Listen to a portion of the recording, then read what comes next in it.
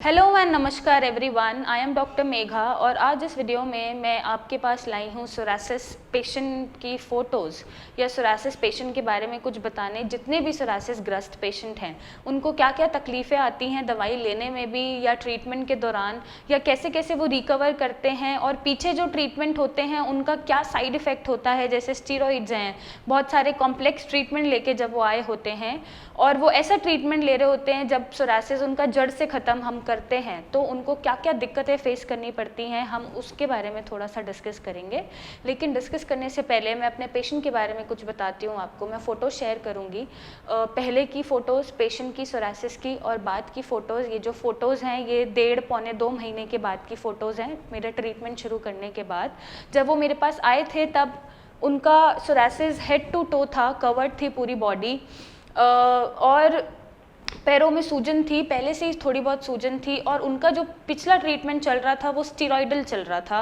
वो बहुत heavy dosage 100 mg 25 mg steroids खा रहे थे, वो भी दो स्टीरॉइड्स खा रहे थे। और जब मेरे पास वो ट्रीटमेंट लेने आए तो इनिशियली उनको हफ्ता 10 दिन दिक्कत आई बॉडी में, क्योंकि स्टीरॉइड्स एकदम छोड़े उन्होंने कुछ दिन पहले ही।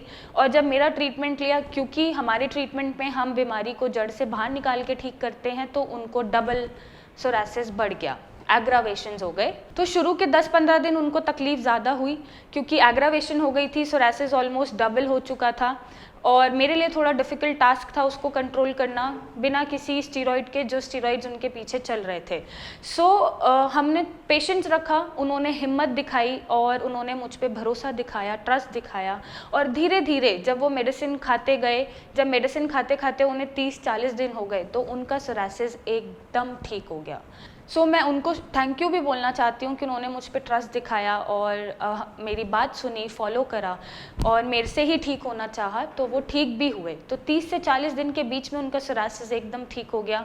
अप्रॉक्सीमेटली 1.5 महीना उन्होंने मेडिसिन खाई है और एकदम सोरासिस उनका ठीक हो चुका है, स्कार्स रह गए हैं और खुशी होती है पेशेंट को ठीक करके। तो यहाँ पर जो मैं फ़ोटोज़ दिखा रही हूँ वो पहले की भी दिखा रही हूँ। स्टीरॉइड छोड़ने के बाद उनकी बॉडी में क्या एग्रावेशंस आए मैं वो भी दिखाऊंगी और ट्रीटमेंट के बाद अब क्या कंडीशन है उनकी मैं वो भी दिखाऊंगी, अप्रॉक्सीमेटली 1.5-2 महीने के बाद।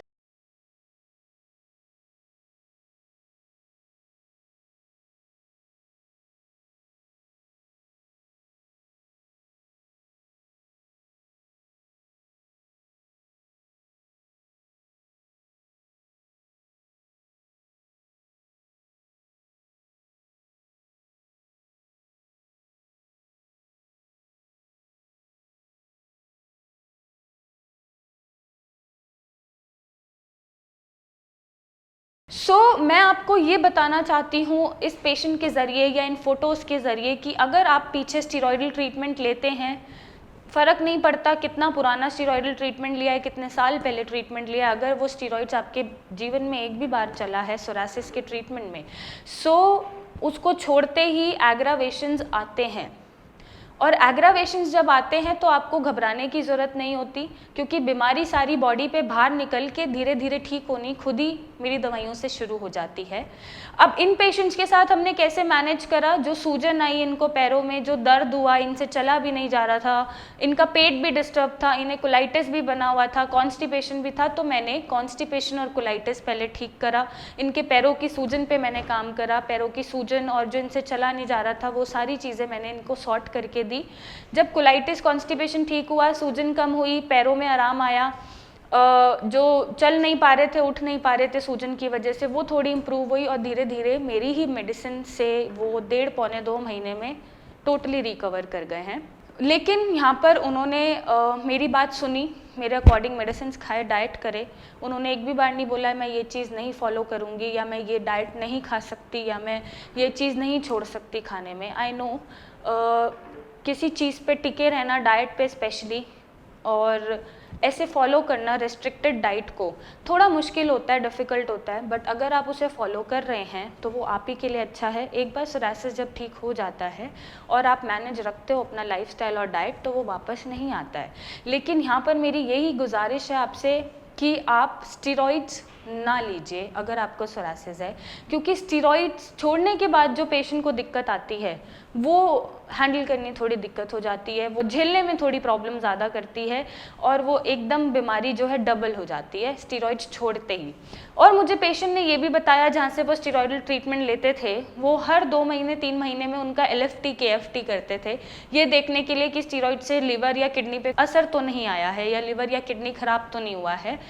और एक टाइम के बाद उन्होंने ही मना कर दिया, स्टेरॉइडल ट्रीटमेंट जो दे रहे थे डॉक्टर्स की, इससे ज़्यादा हम आपको और स्टेरॉइड्स नहीं खिलाएंगे, ये आपकी बॉडी पे हार्म देंगे। सो जब वो अल्टीमेटली हार्म ही देते हैं बॉडी पे, तो आपको पहले से ही एक सही ट्रीटमेंट लेना चाहिए सोरासिस का। ऐसा कोई ट्रीटमेंट मत लीजिए जो आपके वाइटल ऑर्गन्स जैसे लिवर है, किडनी है, हार्ट है, उन पे असर डाले। ऐसा कोई ट्रीटमेंट मत लीजिए जो छोड़ते ही एग्रावेट कर दे, या जब तक आप मेडिसिन खा रहे हो तब तक ठीक हो रहा है, बीमारी सप्रेस हो रही है, ऐसा कोई भी ट्रीटमेंट आपके लिए हानिकारक होता है। तो मेरी ये दरख्वास्त है कि अगर आप मेरा भी ट्रीटमेंट ले रहे हो और पीछे स्टेरॉइड्स खाएं और थोड़ा सा बढ़ भी रहा है, सोरासिस तो घबराने की बात नहीं होती है, वो हेल्दी एग्रावेशंस होते हैं। क्यों होते हैं? क्योंकि आपने स्टेरॉइड छोड़े हैं। अब स्टेरॉइड्स छोड़े हैं तो ऑब्वियसली पेट में डिस्टर्बेंसेस बनी रहेंगी, कॉन्स्टिपेशन रहेगा, कोलाइटिस रहेगा, और मेरी मेडिसिन को अडेप्ट होने में टाइम लगता है। कुछ पेशेंट 2 महीने में ठीक होते हैं, जैसे मेरी ये पेशेंट ठीक हुई हैं, कुछ 6 महीने भी लगते हैं, कुछ 1 महीने में भी ठीक होते हैं। ये आपकी बॉडी डिसाइड करती है कि आप कैसे उसको ठीक कर रहे हैं। आप जितना यहाँ से सॉर्टेड रहेंगे, मेंटली सॉर्टेड रहेंगे, उतना जल्दी आप रिकवर करेंगे। Forget about society, forget about people. कोई टोकता है, कोई देख के बोलता है अरे ये क्या बीमारी है, हमें भी हो जाएगी, अरे नहीं हम इनके हाथ से कुछ ले नहीं सकते। Forget about all this. वो लोग ऐसे होते हैं जिनको पता ही नहीं है कि क्या बीमारी है और ये उनको नहीं होगी। आपके छूने से या आपके हाथ से कुछ लेने से या आपके साथ बैठने से उनको ये बीमारी नहीं होगी, उनको नॉलेज ही नहीं है। दे आर इलिटरेट पीपल, चाहे वो जितने मॉडर्न हैं, चाहे वो जितने हाईफाई हैं, बट वो इलिटरेट हैं। इलिटरेट क्यों है? क्योंकि उन्हें नॉलेज ही नहीं है। आधी अधूरी नॉलेज के बेसिस पे वो एक सोसाइटी का स्टिग्मा बना देते हैं कि नहीं इनके हाथ से कुछ लेना नहीं है, इन्हें कोई स्किन की बीमारी है, अरे ये क्या हो रहा है, अरे आपकी बॉडी खराब हो रही है, अरे आप हमें हाथ मत लगाओ। तो ऐसे लोग बस सोशल स्टिग्मा क्रिएट करते हैं। ऐसे लोगों को नॉलेज ज़्यादा होती नहीं है, तो आप ऐसे लोगों की परवाह मत करिए, आप अपना ध्यान रखिए। और ऐसे कोई भी अगर एग्रावेशंस आते हैं तो मेरी टीम से आप बात कर सकते हैं, मेरी टीम से डिस्कस करिए, ताकि अगर कोई बीच में कॉज आ रहा है जैसे कोलाइटिस है, कॉन्स्टिपेशन है, और कोई कॉज अगर रूल आउट होता है तो हम उसको सॉर्टेड कर सके। और बाकी आप पेशेंट की फ़ोटोज़ देखिए, पहले क्या थी, क्या एग्रावेशंस आए और 1.5 पौने 2 महीने बाद मिराकल हुआ है, बॉडी एकदम क्लियर है। ये चीज़ को स्ट्रॉन्ग रखिए, क्योंकि मेरी पेशेंट ने यहाँ से बहुत हिम्मत दिखाई है, अपने माइंड को काम रखा है, स्टेबल रखा है, स्ट्रॉन्ग रखा है, मुझ पे ट्रस्ट किया है, पॉजिटिविटी से ट्रीटमेंट लिया है। So it's all because of her. तो अगर ये स्ट्रॉन्ग है तो everything, every disease is beatable. आपको बस you need to be strong, आपको स्ट्रॉन्ग रहने की ज़रूरत है। एंड आप अपना ध्यान रखिए, लोगों को अवॉइड करिए, और स्टीरॉइडल ट्रीटमेंट से जितना हो सके आप बचिए, क्योंकि आगे की लाइफ आपकी जो सर्वाइवल होता है लाइफ में वो कॉम्प्लिकेटेड हो जाता है, आपके वाइटल ऑर्गन्स ख़राब होते हैं। सो आई होप थोड़ा सा कॉन्फिडेंस आपको मिलेगा, बूस्टअप मिलेगा, और मैं कोशिश करूँगी कि इन पेशेंट से मैं आपको इंटरेक्ट करा पाऊँ या इन पेशेंट के साथ एक टेस्टिमोनियल बना पाऊँ, अगर पॉसिबल होता है तो, और आपका कॉन्फिडेंस और बूस्टअप करूँ। सो आप अपना ध्यान रखिए। Thank you and take care.